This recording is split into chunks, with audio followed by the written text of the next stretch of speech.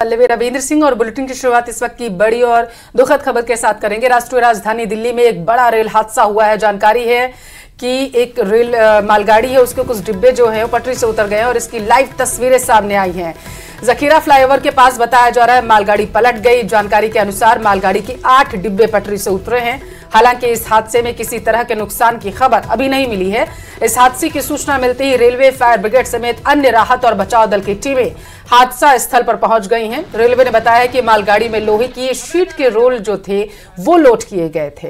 तो इस वक्त की बड़ी खबर आप तक पहुंचा रहे हैं। सराय रोहिल्ला के पास ये बड़ा हादसा हुआ है। लाइव तस्वीरें सामने देखिए। तस्वीरों में किस तरीके से ये मालगाड़ी है जिसके कुछ डिब्बे जो है बताया जा रहा है बेपटरी हो गए और डिरेल होते ही वहां पर हड़कंप मच गया। बड़ी संख्या में लोग जो थे वहां पर एकत्रित हो गए। राहत बचाव कार्य तुरंत जो है किया गया। पहले आशंका ये जताई गई थी कि कुछ लोग जो हैं वो इस मालगाड़ी के डब्बे के नीचे दबे हो सकते हैं। हालांकि अब जानकारी ये है कि इस हादसे की वजह से किसी भी तरीके का कोई नुकसान नहीं हुआ है। जनहानि की कोई संभावना नहीं जताई जा रही है। तो इस वक्त की बड़ी खबर आप तक पहुंचा रहे हैं। लाइव तस्वीरें ये हैं जो सामने आई हैं। अब कुछ देर पहले ये हादसा हुआ था।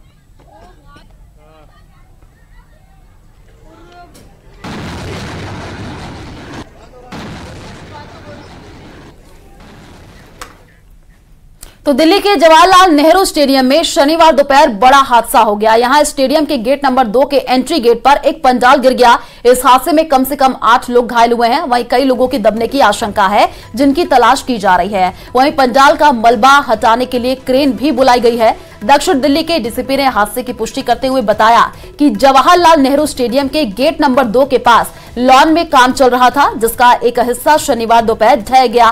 पुलिस और फायर डिपार्टमेंट की टीम मौके पर पहुंच गई है। इस हादसे में 8 लोग घायल बताए जा रहे हैं, जिन्हें अस्पताल ले जाया गया है। फिलहाल घटनास्थल पर राहत और बचाव का काम जारी है।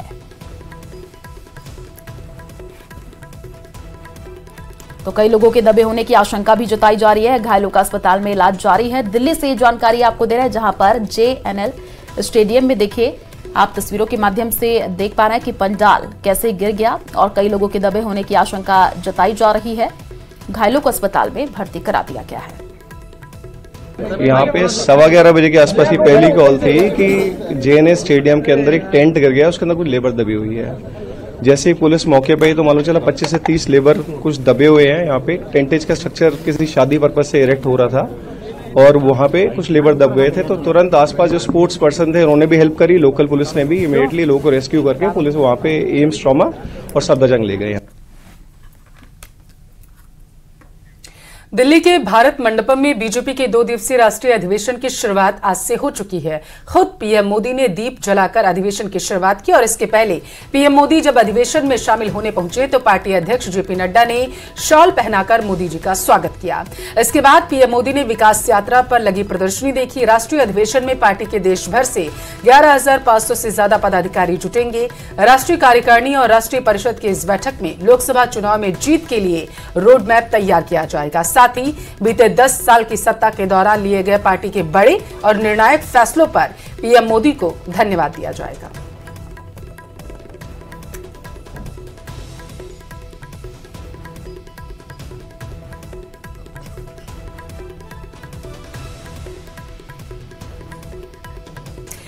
तो बीजेपी के 2 दिवसीय राष्ट्रीय अधिवेशन की आज से शुरुआत हो चुकी है। अब से कुछ देर बाद यानी कि 3 बजे के आसपास जानकारी ये है कि JP नड्डा जो हैं वो संबोधित करते हुए नजर आएंगे और कल पीएम मोदी का संबोधन जो है वो देखने को मिलेगा। लेकिन इससे पहले जो तस्वीरें सामने आ रही हैं वो बेहद ही भव्य हैं।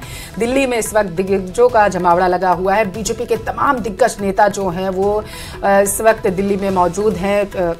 उत्तर प्रदेश, मध्य प्रदेश, छत्तीसगढ़ और इसके साथ साथ राजस्थान से तमाम प्रदेशों से जो नेता हैं वहां पहुंच रहे हैं। और इसके साथ ही 2 दिवसीय राष्ट्रीय अधिवेशन की शुरुआत जो है बीजेपी की हो चुकी है। महामंथन जो है इसमें किया जाएगा। इससे पहले बैठक का दौर भी चला था। बताते चलें कि अधिवेशन का जो उद्देश्य है वो यही है कि किस तरीके से केंद्र की जो योजनाएं हैं उनके बारे में लोगों को बताया जाए और जागरूक किया जाए कि किस तरीके से पिछले 10 सालों में बीजेपी ने सत्ता में रहते हुए बेहतरीन कार्य किए हैं, जिसकी वजह से देश जो है वो लगातार प्रगति के पथ पर आगे बढ़ता जा रहा है।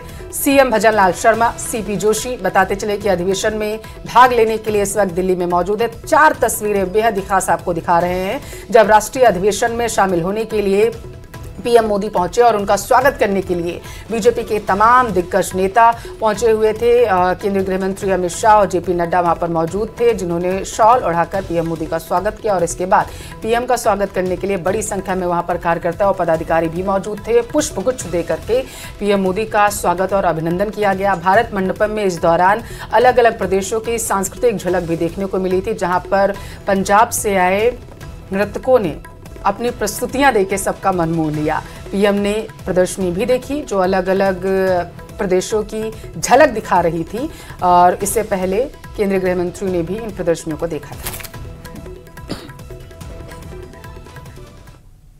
तो मुख्यमंत्री भजनलाल शर्मा दिल्ली के दौरे पर हैं, जहां वो बीजेपी के राष्ट्रीय अधिवेशन में शामिल होंगे। वहीं इससे पहले वो दिल्ली में केंद्रीय मंत्री समेत नेताओं से मुलाकात कर रहे हैं। सीएम ने केंद्रीय मंत्री कैलाश चौधरी, प्रहलाद जोशी, वित्त मंत्री निर्मला सीतारमण से मुलाकात की है। इसके बाद सीएम ने धर्मेंद्र प्रधान से भी मुलाकात की है और ये तस्वीर हम आपको टीवी स्क्रीन पर दिखा रहे हैं। पहली तस्वीर प्रहलाद जोशी से मुलाकात करते हुए सीएम भजनलाल शर्मा, और ये देखिए जो दूसरी तस्वीर है निर्मला सीतारमण से वो मिले हैं।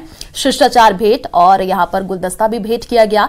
तो सीएम भजनलाल शर्मा 2 दिवसीय दिल्ली दौरे पर है, जहां पर वो केंद्रीय नेताओं से लगातार मुलाकात कर रहे हैं। और जो 2 तस्वीर आप देख रहे हैं इसमें देखिए प्रहलाद जोशी से मुलाकात करते हुए की ये तस्वीर है, दूसरे में निर्मला सीतारमण से वो मुलाकात कर रहे हैं। तो केंद्रीय मंत्रियों से मुलाकात का दौर अब देखने को मिल रहा है। तस्वीरें भी सामने आ रही हैं। कैलाश चौधरी, प्रहलाद जोशी से सीएम भजनलाल शर्मा मिले हैं। निर्मला सीतारमण, अनुराग ठाकुर से भी सीएम भजनलाल शर्मा ने मुलाकात की है। गजेंद्र शेखावत, मनोहर लाल भी इसमें सीएम से मिले हैं। लोकसभा चुनाव से जुड़ी बड़ी खबर आप तक पहुंचाएंगे। राजस्थान में बीजेपी ने एक नया प्लान तैयार कर लिया है। कांग्रेस के बड़े वोट बैंक में सेंधमारी की तैयारी बीजेपी कर रही है। असंतुष्ट जो नेता हैं उन पर नजर रखी जा रही है। बीजेपी आलकमान इन पर पैनी नजर रखे हुए है। आलकमान की बेरुखी और नेतृत्व क्षमता समस्या बन रही है। महेंद्रजीत मालवीय के साथ दूसरे नेताओं पर भी नजर है। मजबूत जनाधार, अच्छी छवि वाले नेता पलायन कर सकते हैं, ऐसी जानकारी सामने निकलकर आ पा रही है।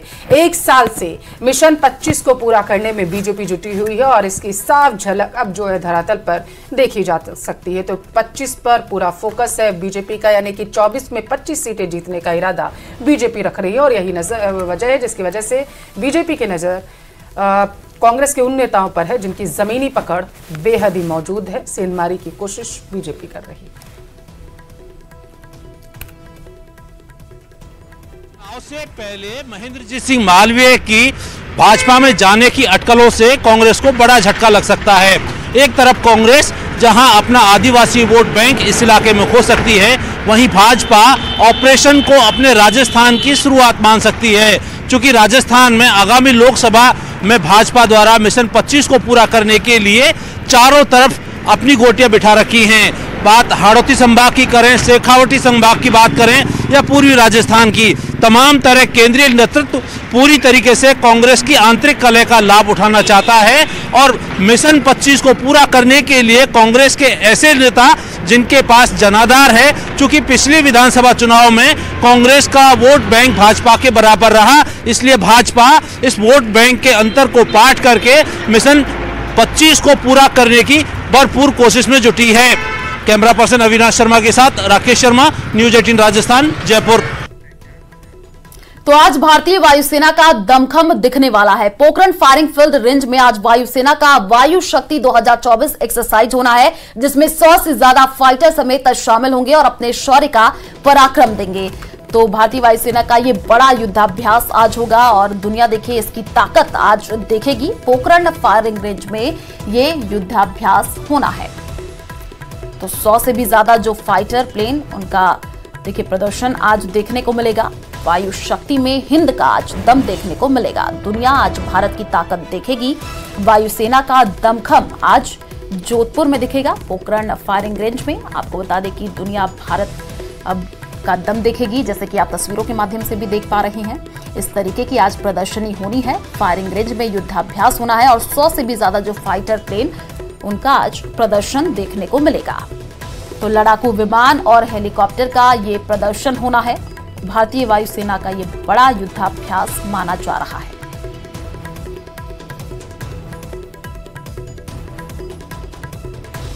और आपको बता दें, युद्धाभ्यास में कौन कौन से विमान शामिल होंगे। सुखोई इसमें शामिल होगा, जैगुआर इसमें शामिल रहने वाला है, हॉक इसमें शामिल होगा, साथ ही साथ हरक्यूलिस भी इसमें शामिल होगा, तेजस भी इसमें शामिल होगा।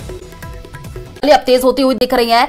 कल बीजेपी में शामिल हो सकते हैं कमलनाथ और नकुलनाथ। छिंदवाड़ा दौरा दिल्ली रवाना कमलनाथ हुए हैं, तो इस वक्त की ये बड़ी जानकारी आपको दे रहे हैं। और देखिए, अब यहां पर अटकलें और भी ज्यादा तेज होती हुई दिख रही हैं। कल बीजेपी में कमलनाथ शामिल हो सकते हैं। छिंदवाड़ा से दिल्ली कमलनाथ रवाना हुए हैं। इस वक्त की ये बड़ी जानकारी आपको दे रहे हैं। कमलनाथ के बीजेपी में शामिल होने की अटकलें अब तेज होती हुई दिख रही हैं, तो ये बड़ी जानकारी आपको दे रहे हैं।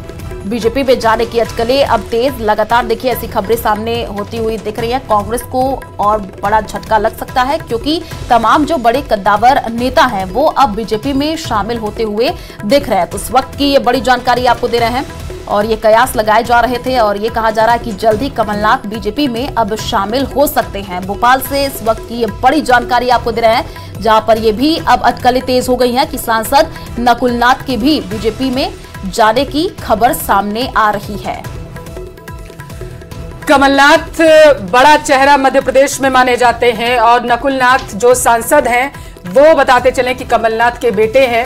दोनों की अटकलें तेज हो चुकी हैं कि बीजेपी में शामिल हो सकते हैं और इसके बाद अब कयास ये लगाए जा रहे हैं कि क्या मध्य प्रदेश से कांग्रेस का सुपड़ा साफ हो जाएगा, क्योंकि बड़ा चेहरा कांग्रेस का मध्य प्रदेश में कमलनाथ को माना जाता है और कहा यह जाता है कि मध्य प्रदेश में जो कांग्रेस की सियासी नैया है उसे पार कमलनाथ के जरिए ही लगाया जा सकता था। लेकिन अब जब ये सियासी कयास लगाए जा रहे हैं कि कमलनाथ अपने बेटे नकुलनाथ के साथ बीजेपी में शामिल हो जाएंगे, तो मध्य प्रदेश में आखिर कांग्रेस का चेहरा कौन रहेगा बड़ा, ये भी देखने वाली बात होगी। हालांकि दिग्विजय सिंह जैसे तमाम नेता जरूर है कांग्रेस के, जो माना जाता है कि कांग्रेस का साथ देंगे, लेकिन जिस तरीके से एक के बाद एक बड़े नेता छिटकते जा रहे हैं कांग्रेस से, अब जनाधार कांग्रेस जो होती हुई नजर आ रही है। बताते चले, इससे पहले तमाम कांग्रेस के नेताओं की तरफ से कहा गया था कि केंद्र का हस्तक्षेप ज्यादा रहता है, इसकी वजह से दिक्कतें जो हैं सामने रहती है। और जानकारी ये भी है कि नकुलनाथ ने सोशल मीडिया अपने जो हैंडल है, चाहे एक्स की बात करें या फिर फेसबुक की बात करें, हर जगह से उन्होंने पार्टी का सिंबल यानी कि कांग्रेस की पार्टी का जो सिंबल होता है उसको हटा दिया। उसकी जगह पे उन्होंने सिर्फ और सिर्फ लिखा है कि जहां से वो एमपी हैं उसका जिक्र किया गया है, यानी कि सिर्फ और सिर्फ उस इलाके का नाम लिखा है उन्होंने और अपनी प्रोफाइल में कुछ भी नहीं लिखा है। तो छिंदवाड़ा से सांसद सिर्फ इतना लिखा गया है नकुलनाथ के सोशल मीडिया हैंडल्स में। इतना आपको बताते चले कि छिंदवाड़ा का दौरा करने वाले थे कमलनाथ, ऐसी जानकारी सामने निकल कर आ पाई थी, लेकिन छिंदवाड़ा दौरा जो है कमलनाथ का रद्द हो चुका है। अब बताया जा रहा है कि दिल्ली के दौरे पर कमलनाथ रहेंगे और उनके साथ उनके बेटे नकुलनाथ भी रहेंगे। तो ये बड़ा सियासी उलटफेर मध्य प्रदेश में देखने को मिल रहा है। कमलनाथ अपने बेटे नकुलनाथ के साथ बीजेपी में शामिल हो सकते हैं। सांसद है बताते चले नकुलनाथ और बड़ा चेहरा माने जाते हैं, बेटे भी हैं कमलनाथ के।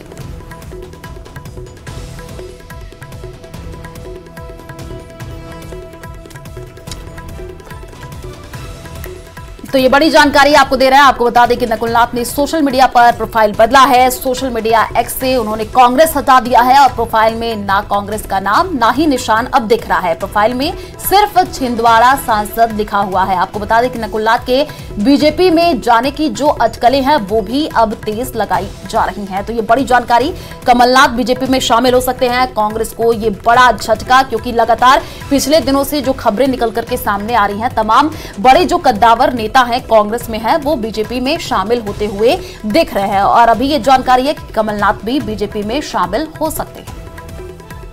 कमलनाथ जी से बातचीत 10:30-11 बजे हुई है।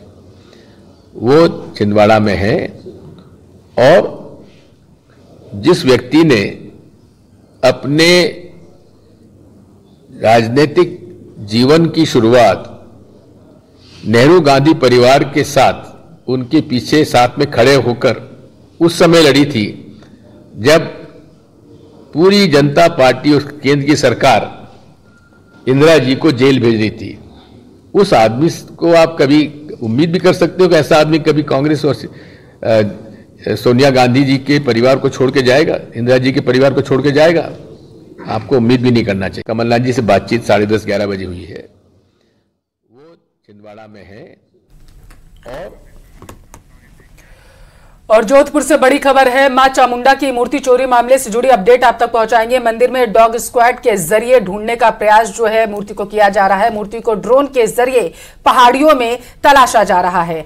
नागादड़ी नदी में गोताखोर मूर्ति को ढूंढ रहे हैं। गुप्त नवरात्रि की अष्टमी को मंदिर से मूर्ति चोरी हुई है। बताते चले पुलिस के आला अधिकारी घटनास्थल पर पहुंच चुके हैं। मंडोर थाना क्षेत्र का यह मामला बताया जा रहा है। तो बड़ी खबर आप तक पहुंचा रहे हैं अब जो है क्योंकि लोगों में काफी आक्रोश है। जानकारी यह है कि रात में विशेष पूजन अर्चन हुआ था और इसके बाद जब सुबह पुजारी पहुंचे मंदिर में तो मूर्ति अपने स्थान पर नहीं थी, जिसके बाद लोगों में आक्रोश फैल गया। तत्परता से पुलिस वहां पर पहुंची, मौका मुआयना किया गया।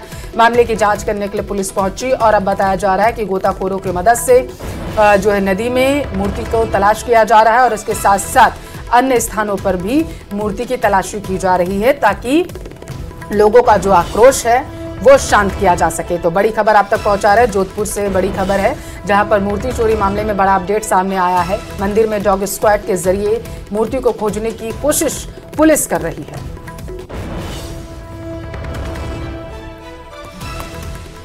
तो भीलवाड़ा शहर के रेलवे स्टेशन के निकट स्थित सीरत सराय में सीरत सराय बचाओ संगत समिति के बैनर तले मुस्लिम समाज के लोगों ने जम करके विरोध प्रदर्शन किया। इस दौरान उन्होंने सीरत सराय परिसर में धरना भी दिया और इस दौरान उन्होंने सीरत सराय ट्रस्ट के चुनाव करवाने और नए लोगों को जोड़ने की मांग की है। वहीं उन्होंने चेतावनी भी दी है कि यदि मांग पूरी नहीं की जाती है तो ये धरना प्रदर्शन जारी रहेगा।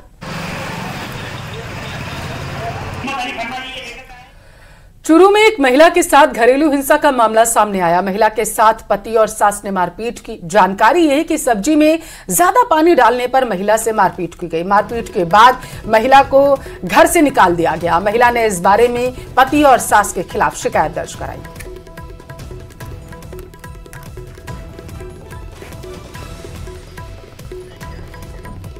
तो डिडवाना शहर में नगर परिषद की लापरवाही के चलते शहर में साफ सफाई का बुरा हाल है। जिला कलेक्टर और नगर परिषद आयुक्त की बैठक के बाद भी अभी तक सफाई व्यवस्था चरमराई हुई है। शहर में जगह जगह कूड़ा और गंदगी का आलम देखा जा सकता है, जिसे लेकर के लोगों में जबरदस्त आक्रोश है। अजमेरी गेट के निवासियों का यह कहना है कि उन्होंने नगर परिषद की समस्या के बारे में कई बार अवगत कराया है, मगर अब तक कोई कार्रवाई नहीं की गई है। मंदिर जाने वाले श्रद्धालुओं और स्कूली बच्चों को भी मोहल्ले में नाली के पानी से कीचड़ से परेशानी का सामना करना पड़ता है।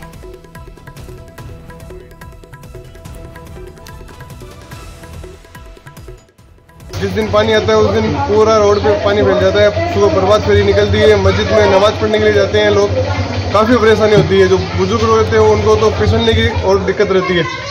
प्रशासन को बार बार अवगत करा दिए, उसके बाद में कोई सुनवाई नहीं होती है।